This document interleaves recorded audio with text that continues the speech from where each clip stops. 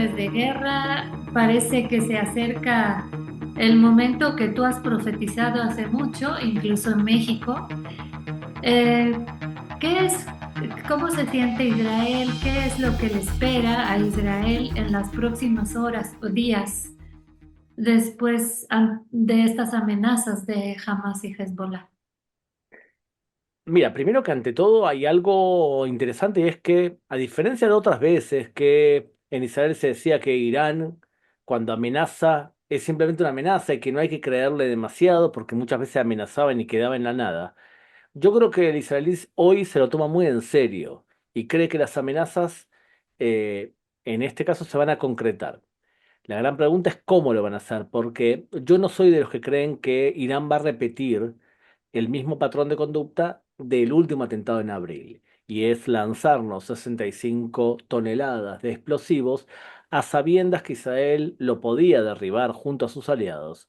Y además nos avisaron entre otros a través de Turquía, en donde todo el mundo sabía que iba a haber ese ataque y que estaban esperando en algunos casos varias horas, cuando imagínate en comparación con los cohetes que lanza jamás, que a veces tienes 15 segundos, que te digan que dentro de 7 horas va a llegar un misil, entonces es mucho tiempo. Entonces, no creo que se repita ese mismo patrón de conducta.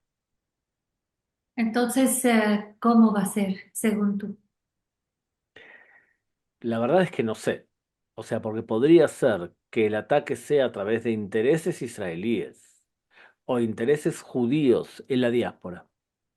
Eso podría ser un patrón de conducta. Irán ya lo ha hecho en el pasado. Ha atacado la embajada de Israel en Argentina, ha atacado la AMI, ha atacado un avión en Panamá, ha asesinado a israelíes en Burgas, en Bulgaria. O sea que eso puede ser un escenario también.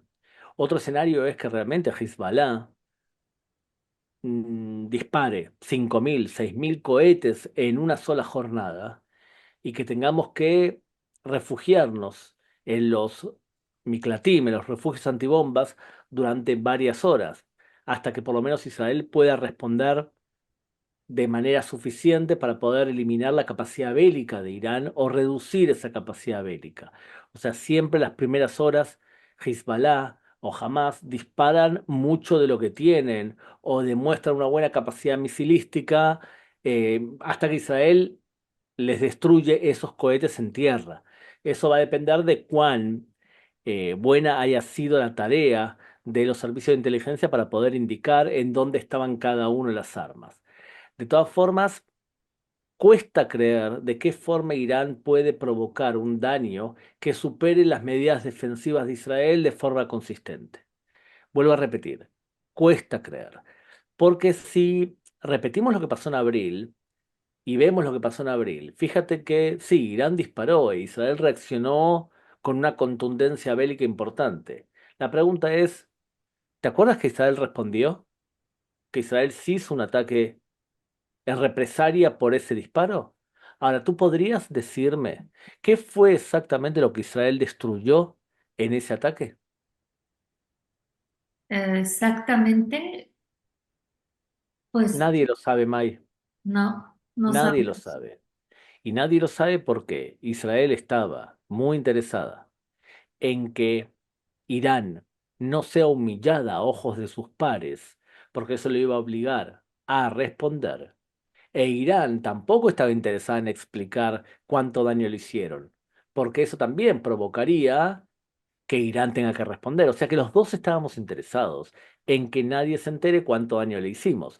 Ahora bien, si en ese ataque Israel le hizo un daño importante, y demostró superioridad bélica contundente, entonces el ataque que va a hacer ahora Irán no va a ser muy fuerte, porque no va a querer repetir ese tipo de respuesta que hizo Israel en abril. Muchos tememos la guerra contra Hezbollah porque su capacidad bélica es mayor que la que tenía Hamas. ¿Qué es lo que opinas?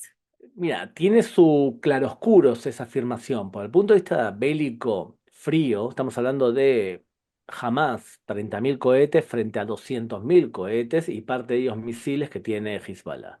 Estamos hablando de 24.000 soldados más o menos de Hamas frente a 100.000 de Hezbollah y estamos hablando de 500 kilómetros de túneles frente a 3.000 kilómetros de túneles. O sea, desde el punto de vista bélico, neto, frío, bueno, parecería ser que Hezbollah es una amenaza mayor. Hezbollah es una amenaza mayor de verdad, además, porque es un narcoestado.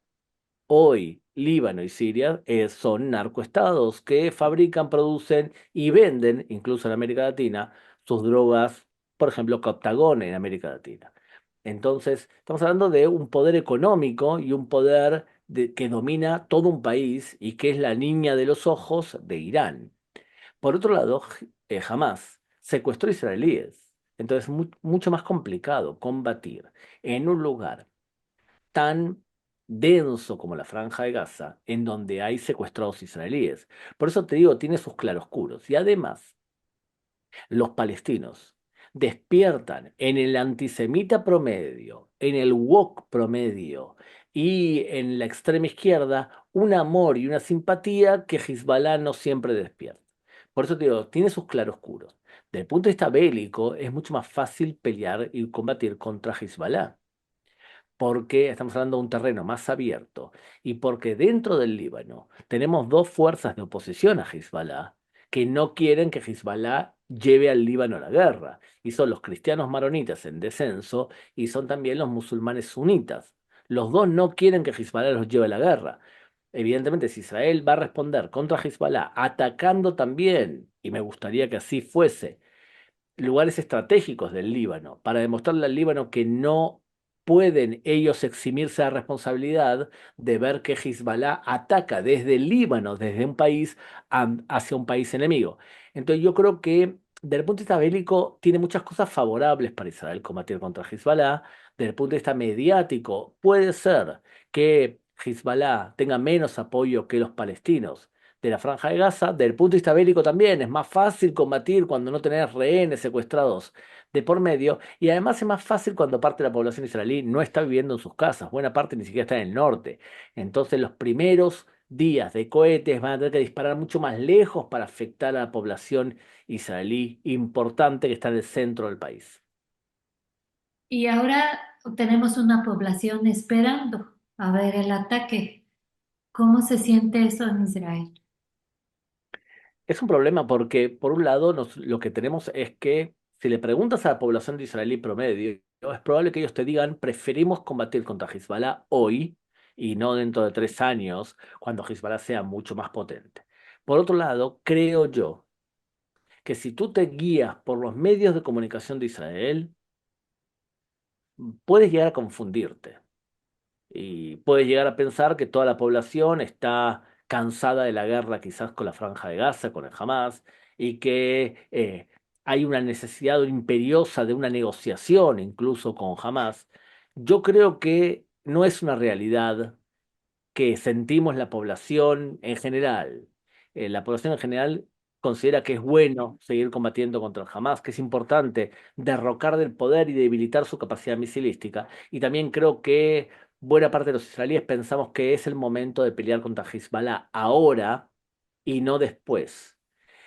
Más que nada porque creo yo que para buena parte de los israelíes, el 7 de octubre fue un cambio traumático, tan contundente que me cuesta creer que no hayamos aprendido de ese daño que nos provocó un grupo terrorista por el enamoramiento que tuvimos a los días de calma. O sea, nos enamoramos de la calma sin entender que la mejor forma de poder tener calma es de forma constante transmitirle al lado agresor, en este caso los palestinos, que agredir a los judíos, asesinar judíos, violar judíos tiene un costo. Eso creo. Eh, Gabriel, no han llamado a las reservas y las instrucciones dicen que no han cambiado. Se ve como que un poco extraña la actitud de las FDI, ¿no? Y los servicios de seguridad. ¿Qué opinas? Tú sabes que el ejército de Israel está conformado por soldados que son los que están obligados a servir al ejército y reservistas.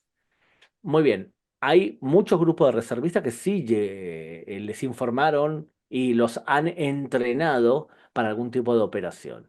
Lo que te puedo decir es que los que están cumpliendo con su servicio militar obligatorio están muy en alerta y han recibido la orden de estar movilizados y pendientes. Em, yo sí creo que hay una especie de stand-by, porque si tú lo que haces es movilizar y enrolar antes de tiempo a todos tus soldados, el lado, en este caso agresor, Hezbollah, piensa que realmente estamos en una guerra concreta. Entonces, esto acelera el enfrentamiento bélico real. No creo que no estemos preparados en ese punto específico.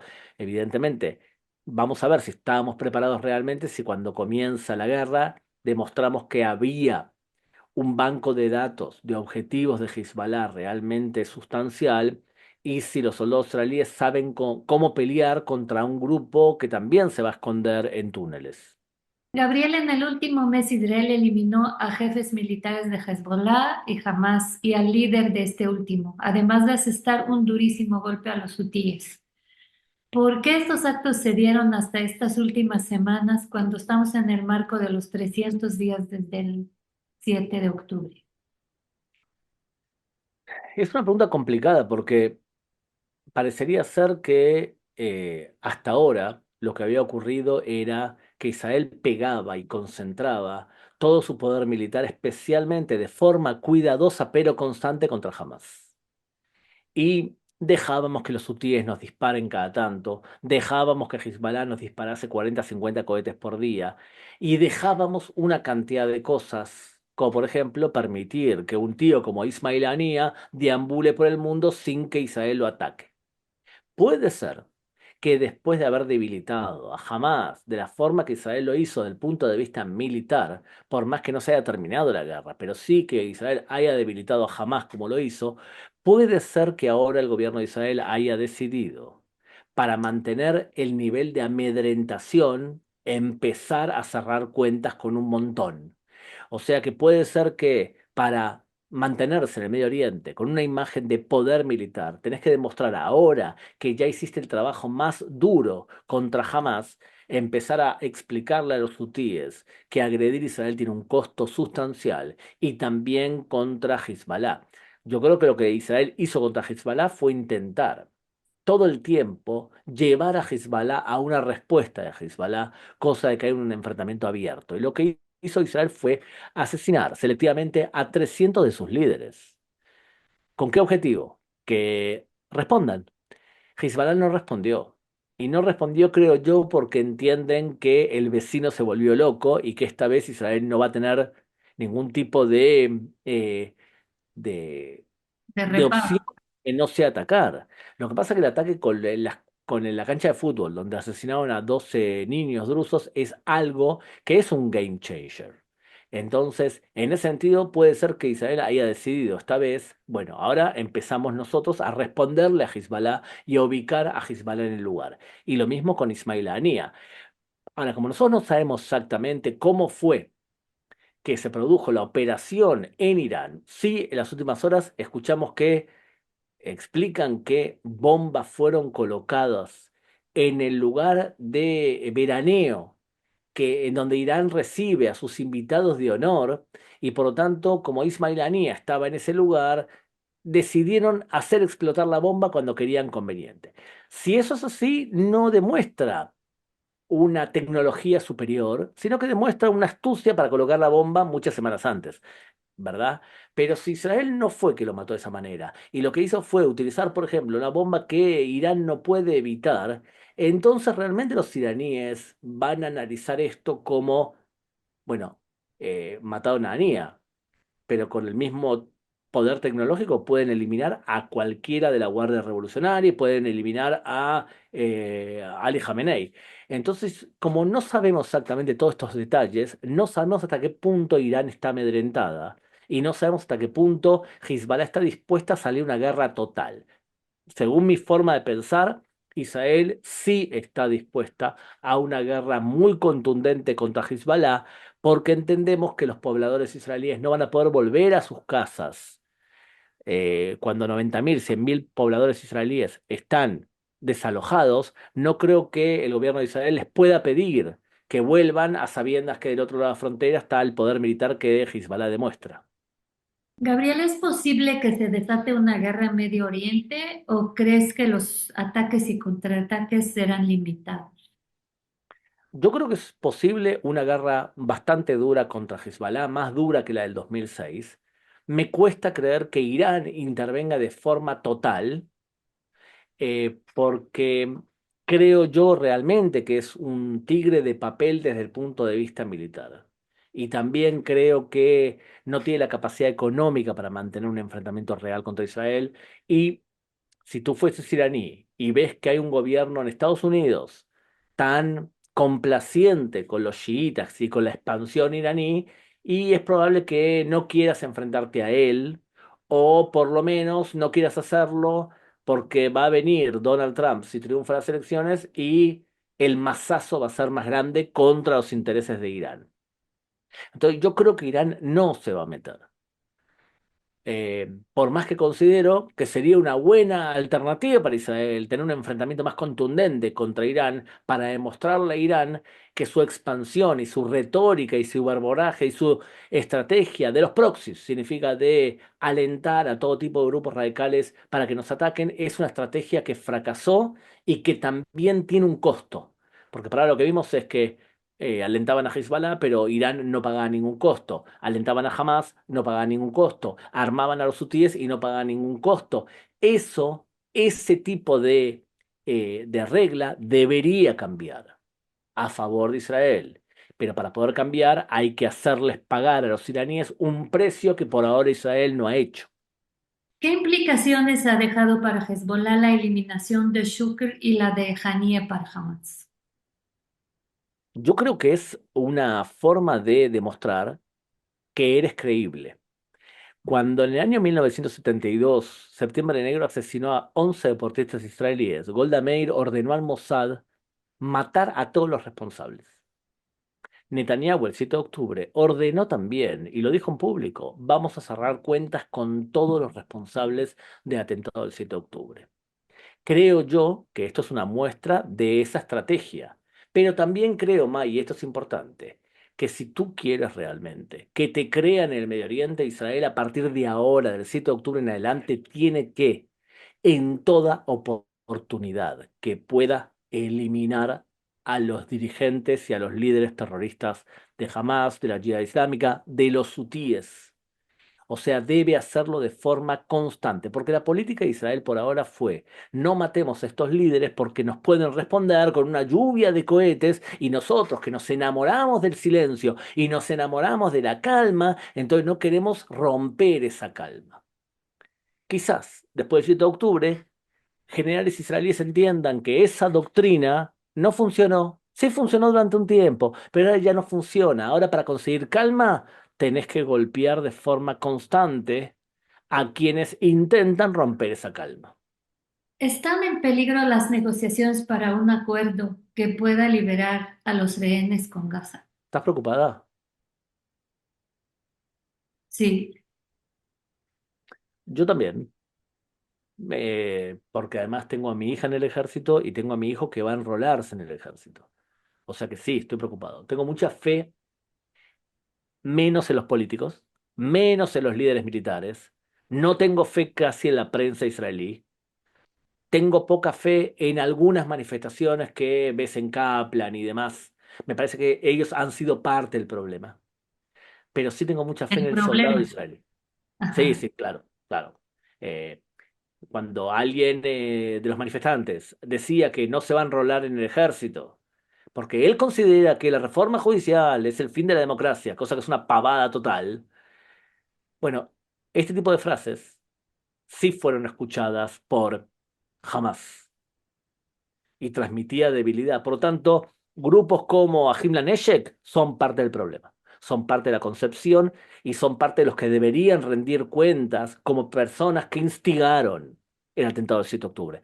No solamente ellos, hay muchos otros más, el primer ministro también, el liderazgo militar también, los canales de televisión. Tú vas a escuchar algún medio de comunicación en Israel decir, nosotros, Canal 12 en Israel, Canal 13, fuimos los que instigamos a el desalojo y la desconexión de la Franja de Gaza y prometimos al público que esa desconexión iba a traer paz, iba a mejorar la posición de Israel. Y mientras que salimos de la Franja de Gaza, bueno, Hamas construyó 500 kilómetros de túneles. Tú vas a escuchar a los medios de comunicación diciendo, fuimos unos tarados, fuimos unos imbéciles, porque los mismos analistas que nos decían esto ahora siguen estando en los mismos noticieros, diciéndonos exactamente lo mismo, quizás con otras palabras.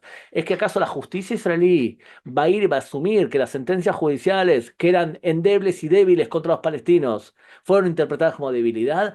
Todos esos también son responsables, también el primer ministro, que sabes perfectamente que yo opino que debería renunciar porque es la responsabilidad máxima. Pero hay otros responsables también.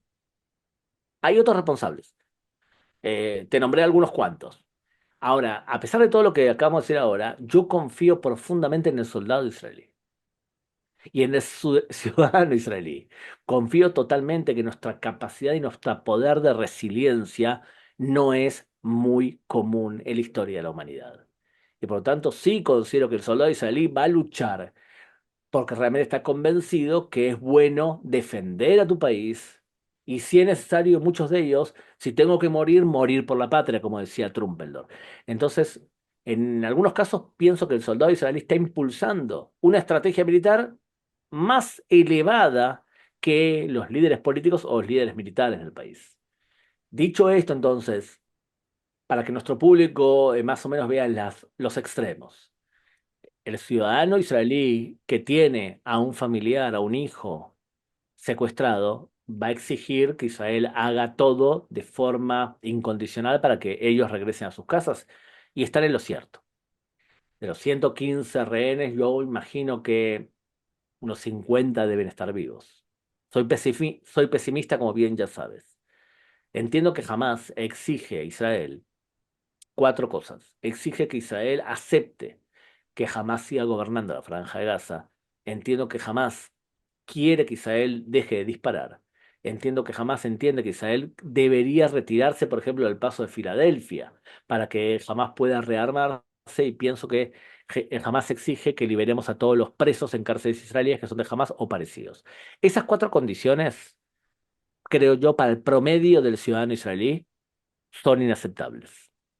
Ahora, las negociaciones giran en torno a las siguientes condiciones. 6 meses de cese de fuego, retirada israelí de algunos lugares, liberación de unos 3.000, 2.000, 3.000 presos de Hamas en cárceles israelíes y a cambio liberarían 33 israelíes vivos. Si ese es el marco conceptual o puntual de la negociación, yo estoy a favor. Algunos israelíes estarán en contra. Y estoy a favor, entre otras cosas, porque creo que ahora nuestra misión es empezar a prepararnos para atacar a Hezbollah y combatir contra Hezbollah. Pero de todas formas, creo que es importante que nosotros, como israelíes, si podemos liberar a nuestros civiles, lo hagamos a través de la negociación con todo el costo que eso tiene. Porque a diferencia de otros casos en donde el que estaba secuestrado era un militar, esta vez fueron civiles que estaban durmiendo en sus casas. Entonces, es responsabilidad del gobierno hacer todo lo imposible o todo lo lógico para poder liberarlos y traerlos de vuelta a su casa. Entonces, tu pregunta es, ¿creo que este ataque contra Ismail Haniyeh acerca o aleja? No, yo sí considero que acerca la negociación. Sí considero que la estrategia militar de Israel, de presión militar, es buena a la larga para que entiendas que eres creíble. Entonces, de la misma forma que no me molestaría, y te vuelvo a decir, no me molestaría que Israel, una vez que termine el cese de fuego de los 6 meses, el día último ataque con una contundencia terrible a la Franja de Gaza y que no esperemos que nos ataquen, que les demostremos realmente a la Franja de Gaza que los 6 meses los cumplimos, pero ahora vamos a volver a atacarlos porque nosotros vamos por todas, vamos para a derrocar al Hamas de la Franja de Gaza, vamos a eliminar su capacidad bélica y vamos a asegurarnos que no se vuelvan a armar. Si hacemos eso, es que entendimos lo que pasó el 7 de octubre. Y si no lo hacemos y nos volvemos a enamorar de la calma, significa que los que tenían la concepción que nos llevó al 7 de octubre volvieron a imponer su concepción. Finalmente, Gabriel, hablando contigo acerca de lo que acabas de decir, ¿crees que Israel recuperó con estas últimas acciones su capacidad de disuasión en el Medio Oriente? No, No. pienso que no hemos recuperado aún nuestra capacidad de disuasión. Creo que A pesar de matar a Haniyeh en Irán, Israel, para poder recuperar su disuasión, tiene que hacer un montón de cosas más. Si tú me preguntas, ¿tenemos a tiro a asesinar a Ali Khamenei? Sí. ¿Tenemos a tiro a matar a Hassan Nasrallah? Sí. ¿Tenemos a tiro expulsar a Mahmoud Abbas, si es necesario, que es quien incita a el terrorismo a través de la forma que le paga a los asesinos de judíos? Mi respuesta es sí. ¿Queremos realmente sobrevivir en Medio Oriente? Los enemigos de Israel deben entender que tiene un costo asesinar judíos. De la misma forma que creo que Israel en algún momento determinado, cuando pueda, tiene que también cerrar cuentas con paisuchos o con gobernantes que se han dedicado a insultar a los judíos, a impulsar el antisemitismo, a demonizar al Estado de Israel y ponerlos en su lugar.